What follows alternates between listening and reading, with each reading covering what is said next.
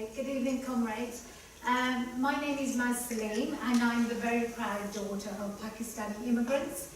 My father, Maz Saleem, was brutally murdered in an Islamophobic attack just over two years ago by neo-Nazi terrorist and mosque bomber Pavlo Lapshin. My father was a baker and a trade unionist. There's millions like my father, Irish, Russian, Jewish, Eastern European, that all come here to work and seek a better life. My father worked triple shifts at the bakery to feed his family. He gave more than he ever received. Now, racism has always played the role of dividing people, and we should oppose it. This country was founded on immigrants, it's been supported and nourished by immigrants, and we must never forget that. Now, since my father's passing, I've been an active campaigner and speaker on racism and Islamophobia, and I'm currently working as one of the Calais delegation officers for Stand Up to Racism, for the Stand Up to Racism Humanitarian Hatred. I'm just going to talk a bit about Islamophobia first, and then I'll go on to Calais Stand Up to Racism Calais delegation trips. So my personal experience of Islamophobia will live with me and my family for the rest of our lives. It will remind me what happens when hatred in society goes unchallenged and people who hate are not stopped. On the 29th of April 2013, my father, Maz Saleem, 82 years old at the time, had been singled out and murdered on the very road he'd lived on for over 30 years. The motive for his death was allegedly because he was brown and dressed like a Muslim.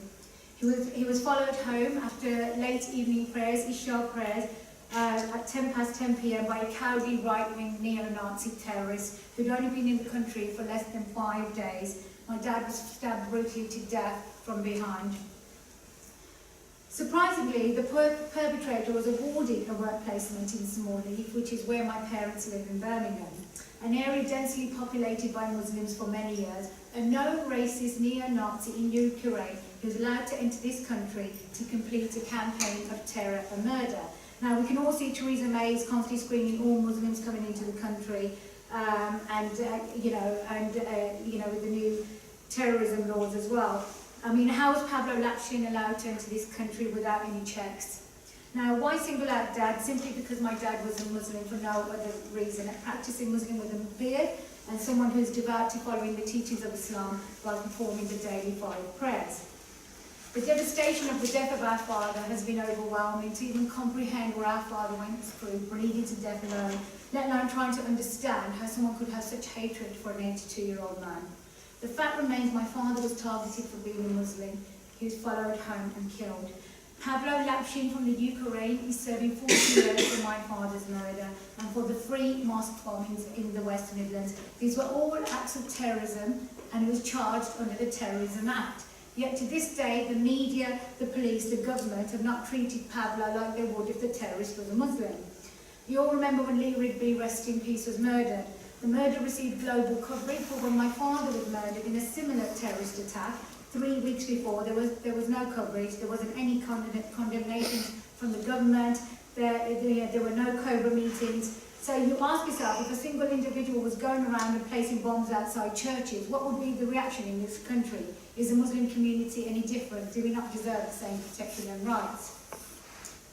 My father was attacked because he was a Muslim, not because he was Asian, but because of his faith. Islamophobia is rife, and Islamophobic attacks continue to rise, fueled by sensationalized headlines run by the media and also by the government stance and literally treating all Muslims as terrorists. Now, what hope is there for our kids and generations to come if we don't make a stand against all forms of hate? I'm just going to talk a bit about our Calais delegation trips. Now, I've been to Calais. This is 5 times now. I stay for a period of 4 to 5 days. I take a group with me with Jeff Dexter from Birmingham Stand Up to Racism. And this time, last week, we held a demonstration there as well as our delegation trip. So we had over 50 cars, vans, minibuses, coaches, people attending from Bradford, Birmingham, Black Country, Bristol, Cambridge, thank you, Cardiff, Essex, Glasgow, Kent, you name it, a really huge delegation. It was a refugee-led demonstration. We raised over £12,000 and gave it to the main charities working on the ground in Calais. And these charities are Secours Catholique, La Bourge de Migrants, Calais Aid, and also there's another one where I have a check waiting for, which is Salam, which is like, does all the medical care in the camp as well. So what was really important for Stand Up to Racism was that over 1,000 refugees marched alongside students, trade unionists, faith groups and local councillors to the ferry terminal to demand that refugees be let into the UK. You know, our brothers and sisters are going through a horrific journey as it is, and they're still resilient, so we stood side by side to demand that they open the borders and let our brothers and sisters into the UK.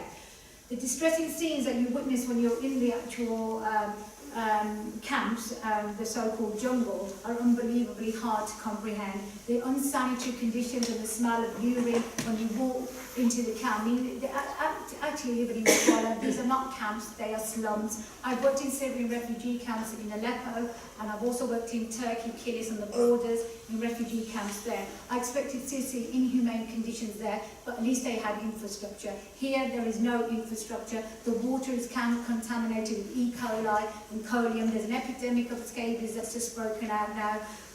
It's a really, really disgusting conditions, and our brothers and sisters should not be living in these conditions. And shame on David Cameron for like literally making out that they're coming here for your benefits. The majority of refugees I've met are educated. There's teachers, doctors, nurses, you name it, very educated, that will be very beneficial in the UK. And also a lot of the refugees I spoke to do have family here in the UK as well. And the fact that David Cameron's making out they're coming here for our benefits, they don't even know about our benefit system. So I spoke to many refugees in the camp, and there's one particular elderly gentleman. I mean, they all affect you because there's a lot of children in the camp now as well, because the centres around Calais are now apparently full. So now they've literally they've rounded all the refugees that were staying around Calais. Now they're all in the camp. And now, to go into the camp now, there's police presence, so they're asking, they don't aid work, so many aid workers going, so they're asking for passes and be registered charities to go into the camp now. But if you are going on a delegation trip, I can let you know how to get a pass to get into the camp, because there's a lot of police presence there now.